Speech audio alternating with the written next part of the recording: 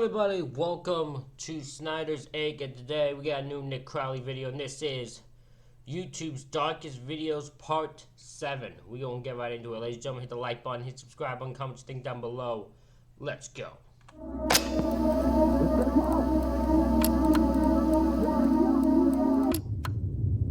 It's December 4th, 2003.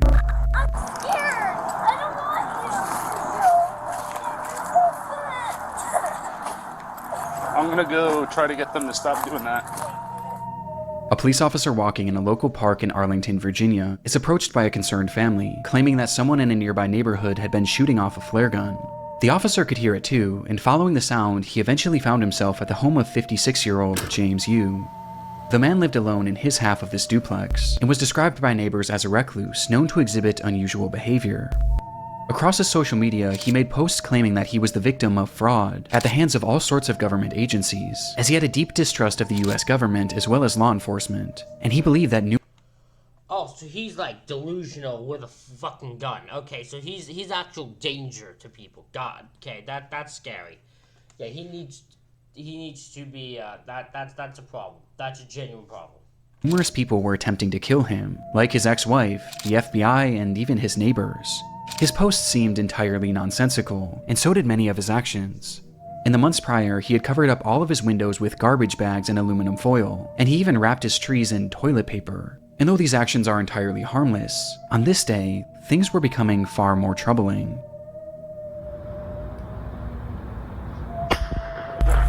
When police arrived at his home, Yu would be seen firing his flare gun out of his window and into the air, over and over again, and despite repeated attempts to get him to stop, Arlington County Police! Stop shooting the flares! Mr. Yu! he didn't let up, shooting 41 flares in the span of just 25 minutes. And he did it all with no explanation. In fact, he didn't even say a single word. Understandably, police were eager to get Yu out of his home for questioning, as at this point it wasn't obvious whether or not he was a threat. And so for hours and hours they called out to him, first asking and then demanding that he exit his home. James, Arlington Police, come to the front door with your hands up. Do it now. We have your building surrounded. But still, there was no response. This guy does not plan to cooperate. He plans to go in probably a blaze of glory. Growing impatient and worried that Yu might be planning something, the police would eventually bring in a specialized vehicle to bust down the door and spray the inside of the home with gas, all in an attempt to draw Yu outside. James, stay away from your front door.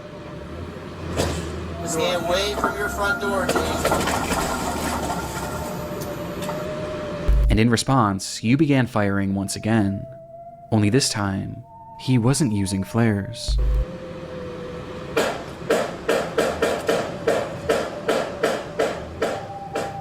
And instead, he was now yielding an actual gun.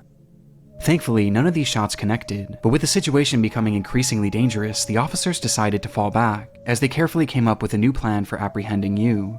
Though whatever they had been planning would never come to fruition. Took himself out.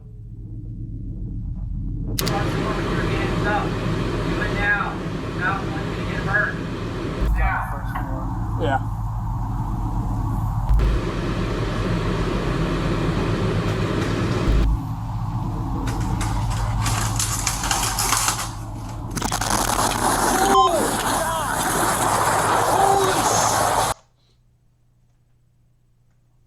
Okay, I did not see that coming. Okay, no, that I didn't see a bomb going off coming. No, that's insane. That's crazy. Holy shit, that startled me. Oh my god, I was not prepared for that. Okay. Holy shit, that's some insane shit. What the fuck? What? Yeah, that's me too.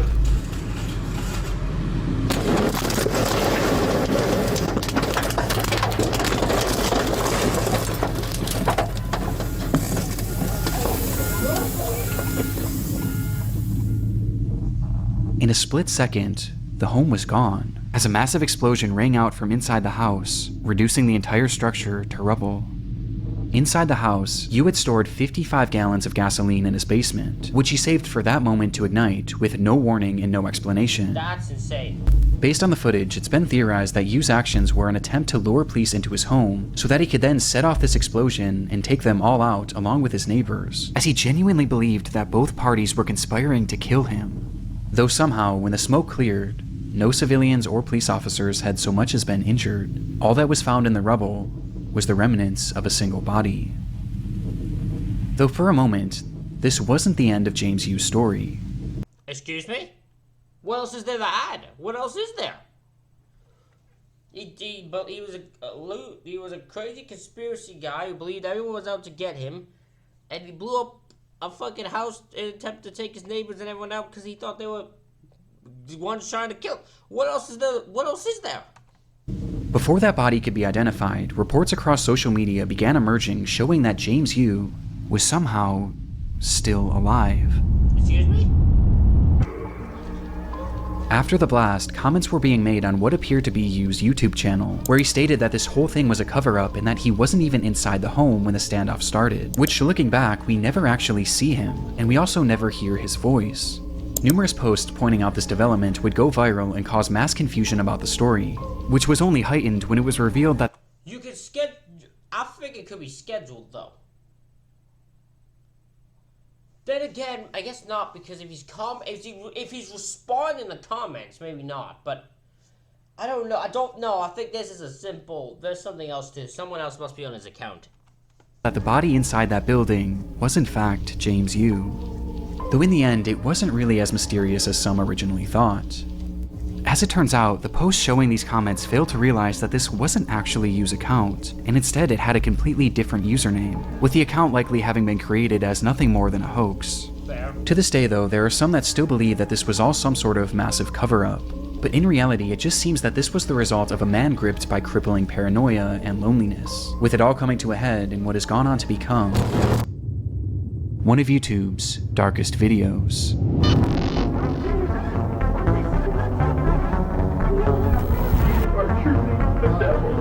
Insane fucking situation, man. I'm just gonna skip this because this is the ad. So we're gonna put this here. One insane thing to be so yeah, it's just a fake account. That's all that is. There's no conspiracy, it's just a fake account. What an fucking insane situation. What a fucking insane story. There was really nothing else like it.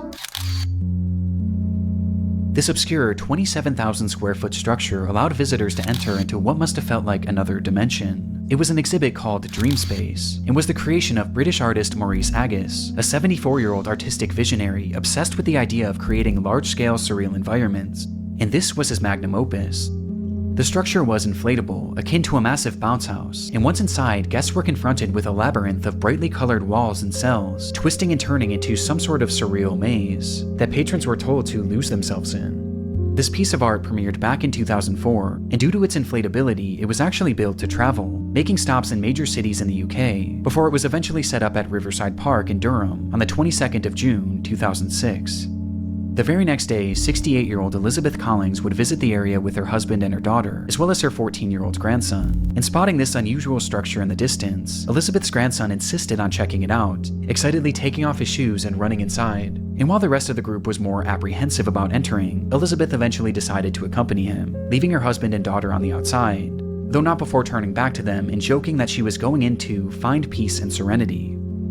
Outside, Elizabeth's husband and daughter sat at a nearby table and enjoyed a cup of tea whilst conversing about the events of the week, only for the man to turn his head and notice that Dream Space was slightly moving, to which he excitedly said, "Oh, it's a ride.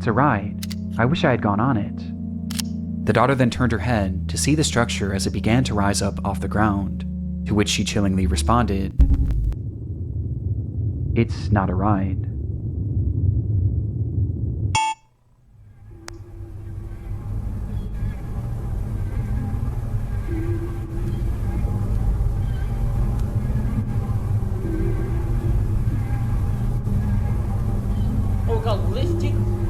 It got lifted off the ground by the wind. Holy sh! How fucking light was that thing? That's insane. And they're stuck in. Oh, they're probably not the only ones stuck in there either.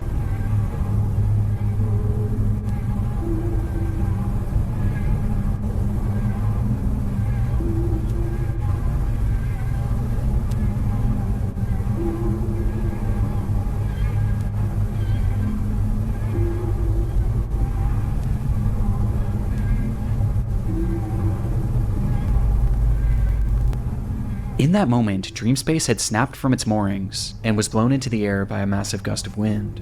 Agus just so happened to be standing at the entrance as it began to shift, and noticing what was happening, he grabbed on as he desperately tried to hold down his entire life's work, though clearly this was of no use, and after being lifted in the air, his grip failed, sending him falling back to the ground below where he lay staring up at his creation, that was now flying 30 feet above him.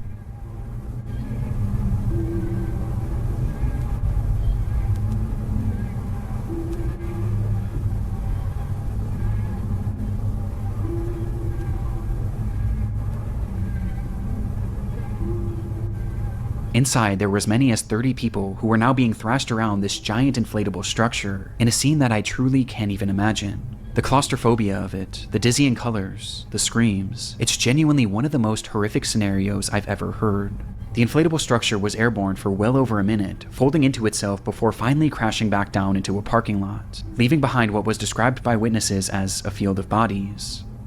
Worst of all, the majority of those in attendance were families with small children, with one 7-year-old girl recounting her experience, saying, "It was very scary and people were screaming. I saw a lady clinging on and then falling out, and then she was lying on her back with people around her.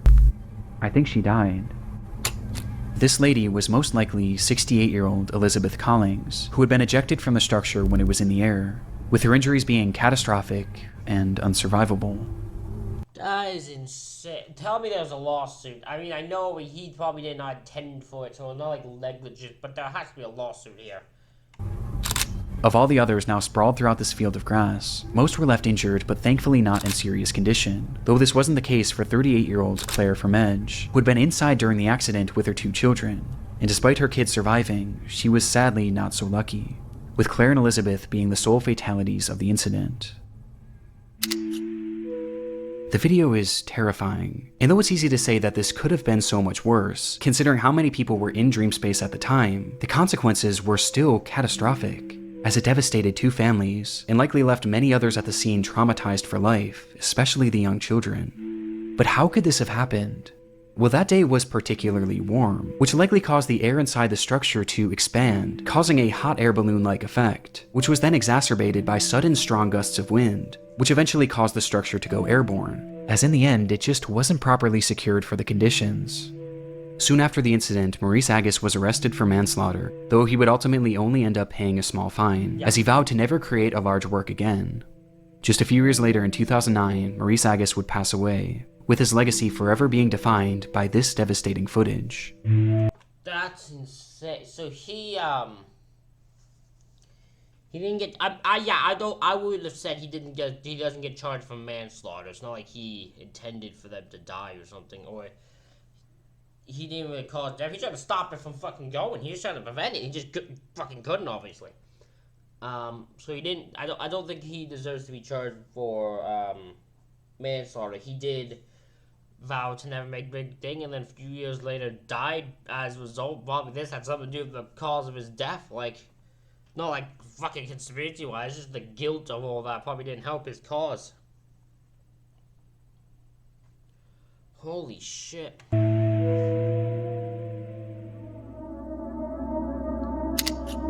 birthday to you. Happy birthday to you. Happy birthday, Serena. On October 2nd, 2006, police entered the home of 31-year-old Elaine Campione, where inside they found the woman speaking incoherently. Next to her was a VHS camera, depicting a series of disturbing events that had transpired within the home over the previous months and days, with the footage eventually finding its way onto YouTube. Hi, Serena. It's August 8th, 2006. Happy birthday to you. Happy birthday to you. The tape starts with Elaine pointing her new camera at her daughter Serena. It was her 3rd birthday, and to celebrate, Elaine had left a brand new bike in the living room. What is it? It's a bike. Days later, the footage continues, showing Serena once again as Elaine asks, How does Mama love you? This much. Oh, I love you more than that. How much does Mama love you? Elaine then shows her other daughter Sophia, who was just a baby, before turning the camera on herself and showing the kids how the device worked. Hi. See how the camcorder works? That's the farmers. Look. Hi. Is that mommy? Hi. So far, the footage seems like nothing more than your standard.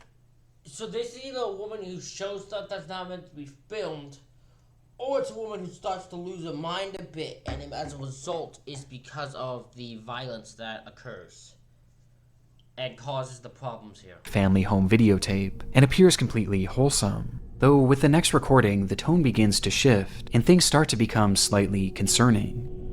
This is a deplorable, horrible, messy, filthy apartment that supposedly my 2 children and I live in, and it's just a horrible, horrible mess. Yeah. I think Diego Campione is totally in the wrong, and I hope he burns in hell for all his sins, the same as Leonardo. As Elaine shows the camera her home, she begins joking about how they are living in deplorable conditions, before randomly calling out 2 men who she says she hopes burn in hell, all while her children are in the same room. She starts to grow more and more agitated. All I wanted to do was take care of my 2 little girls.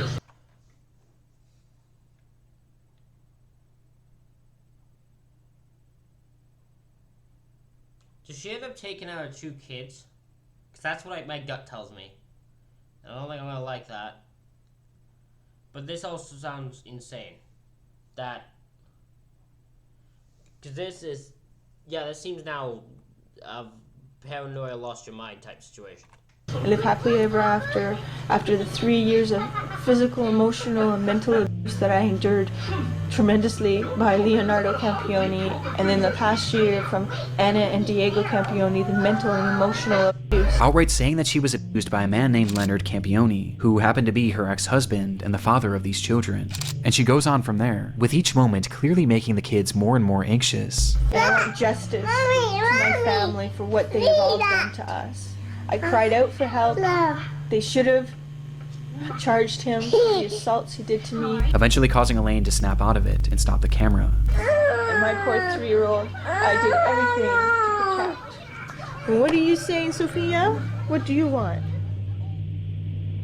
The video then skips forward once more, with this footage being taken just days before the police were called, showing Serena coloring on the floor as Elaine asks, Who loves ya? Mom. Who loves you the most? That much? Oh, I think I love you more than that. The scene that unfolds next was recorded on that very same night, just hours later.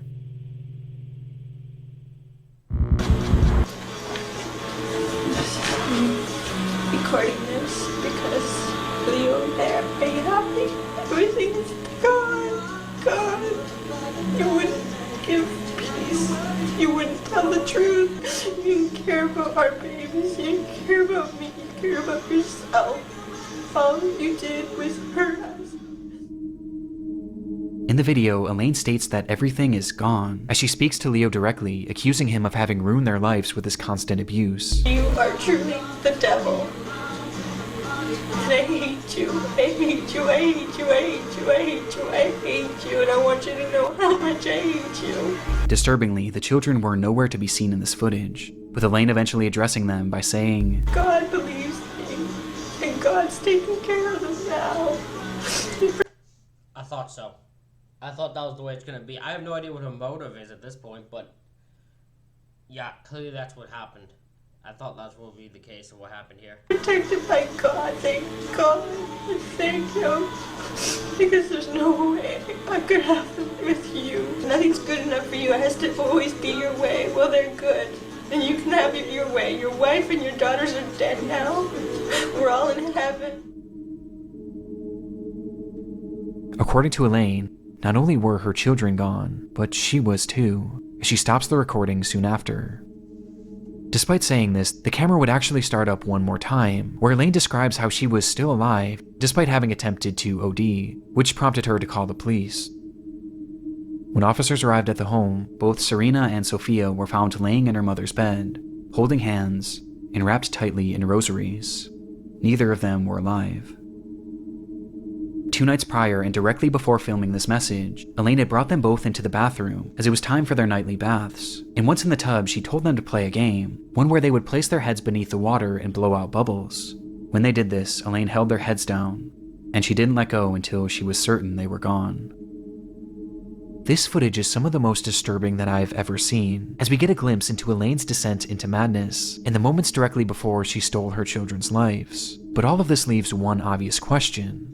Why? Yeah. Well, it was noted during her investigation that the abuse she alleged from her ex-husband Leo seemed to be very real and well documented over the years, leading to Leo not being able to see his children for over a year, with this causing the two to separate, which is when Elaine's mind began to deteriorate.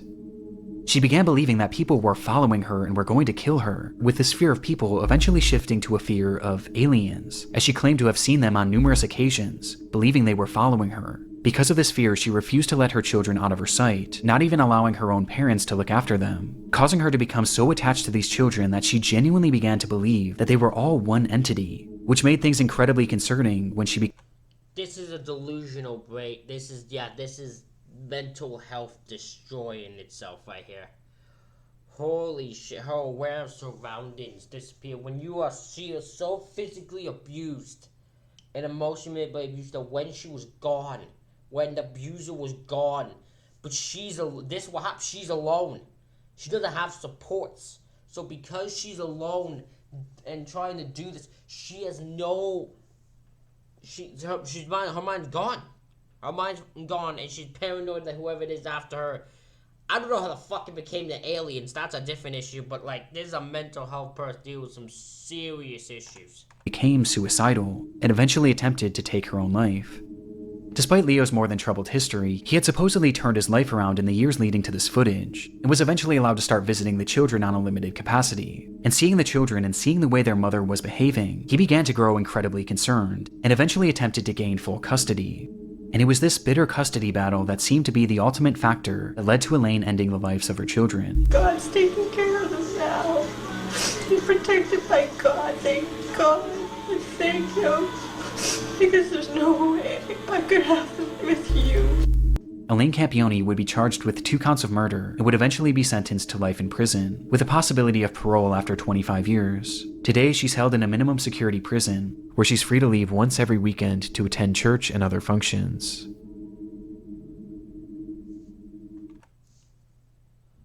There's a lot more information on this case that I had to cut due to time constraints. I've looked some deep dive videos below for wanting more context. Oh, I feel like I know what the comments are gonna want in this case.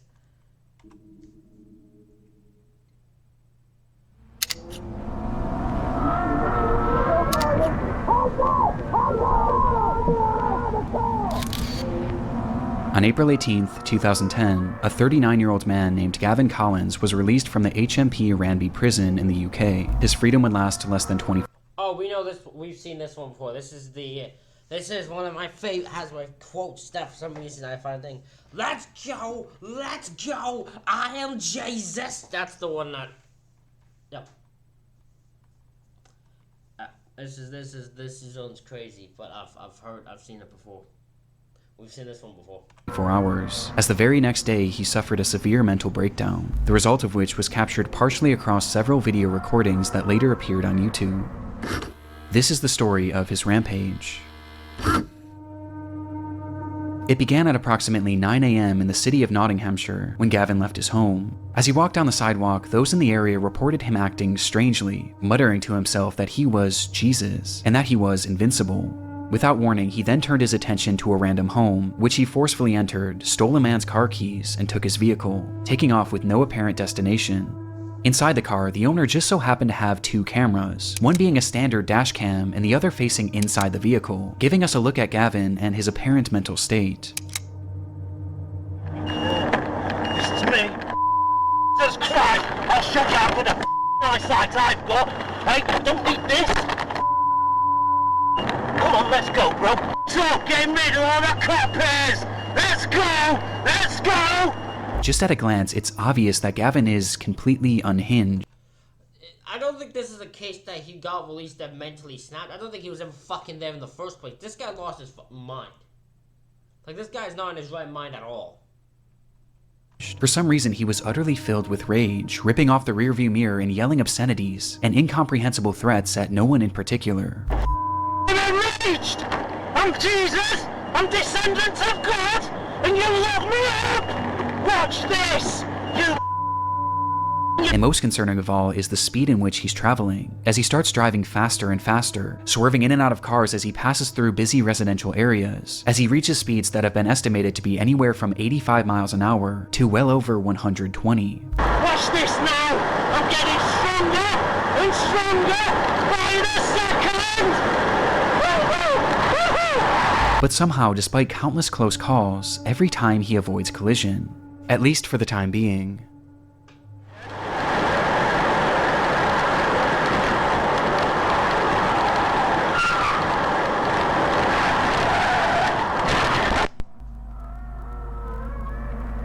In an instant, Gavin smashes the vehicle into a brick home at full speed, with the impact being devastating. And yet somehow, through the destruction, Gavin was not only still alive, but completely unharmed, and also completely unfazed. He pulled himself from the wreckage and immediately turned his attention to a woman driving nearby, and within moments he had forced his way into the vehicle, and was behind the wheel once again, continuing this deranged driving spree, until once again he crashed. And much like the initial collision, he survived, walking away unscathed before turning his attention to another random home. In pursuit of stealing his third vehicle, he grabbed a nearby That is insane. Like, dude, the amount of unhingedness this guy does, the amount of damage he does, all while not even being fazed by it, is fucking crazy. concrete slab and began to smash through the home's doors, bloodying his hand in the process, before eventually making entry. Inside were a mother and her 2 children, one of which was 5 years old, and the other wasn't even a year. Gavin approached the terrified family, yelling and demanding that the mother give up her car keys, telling her that he was Jesus and that, "Because I am Jesus, I will kill you if you don't give me the keys." And without hesitation, she did as he said.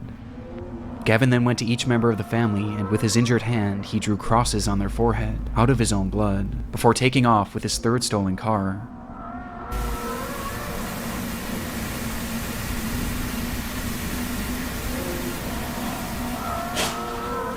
Once again, Gavin was driving manically, though this time he was even more reckless, crashing into a brick wall and then a cop car, before setting his sights on a pedestrian.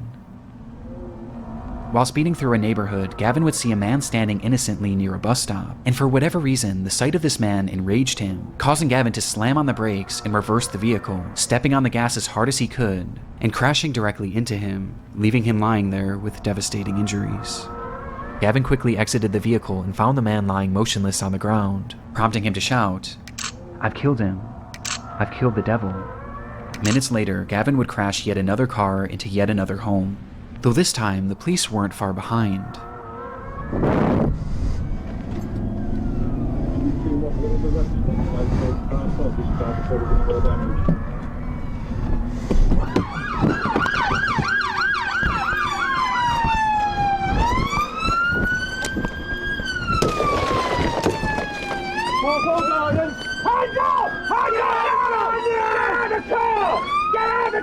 This way. I'll get him out. I'll get him out. Oh no! Get rid of that. Get rid of that. Do not move! Do not move! Get him up! Get him out! Get him now! Finally bringing his disturbed driving spree to an end. That's insane, man. Fucking insane. The man that Gavin had struck was 87-year-old Terry Radford, a retired teacher whose injuries were catastrophic, with the man passing away soon after. According to his family, Terry was an incredible grandfather, father, and son. The footage is genuinely horrifying, but what's most shocking of all is the fact that any of this was even allowed to happen. As stated previously, this was Gavin's very first day out of prison, and based on the behavior he exhibited whilst in prison, he really should have never been released. Gavin was granted an early release in March of 2019 for charges based around burglary, but just as he was set to be freed, it was discovered that he had submitted an adulterated drug test, which caused his case to be re-examined and resulted in his release being postponed. In response, Gavin lost his mind. Later that month, he assaulted a prison guard before spraying him with an unknown liquid that contained bleach, before proceeding to set his cell on fire and attacking another officer with a piece of wood. Wait, they saw all that and went, "Yep, let him out"? What the fuck? Due to his actions, Gavin was placed into an isolated cell, where less than a week later he started yet another fire, and when an officer entered his cell to put it out, Gavin struck them in the head and pulled out a plastic knife, threatening to slash him, stating that it would be a thrill to kill him. Gavin's stay in prison clearly hadn't rehabilitated him. In fact, it seemed to have made him more violent than ever before, and more mentally disturbed. Though shockingly, despite all of these additional crimes, Colin's release would go on to be approved less than 2 weeks later, with Gavin being set free on April 18th, and within That's insane. That's just not. That's lunacy. That's That's UK. You got an issue here. How the fuck does this guy get set free? You're UK people. I know there's UK fans. Y'all need to explain this shit. just 24 hours, Terry Radford would be brutally killed. Gavin was sentenced to 21 years in prison, and during his trial, it was revealed that no drugs were found in his system. And instead, this all seemed to be the result of some sort of psychotic episode that just so happened to be captured on camera in one of YouTube's darkest videos. Ladies and gentlemen, that is it for this reaction video. Let me know what you think in the comments. Hit the like button, hit the subscribe button. Thank you all for watching. I'll see you all for the next one.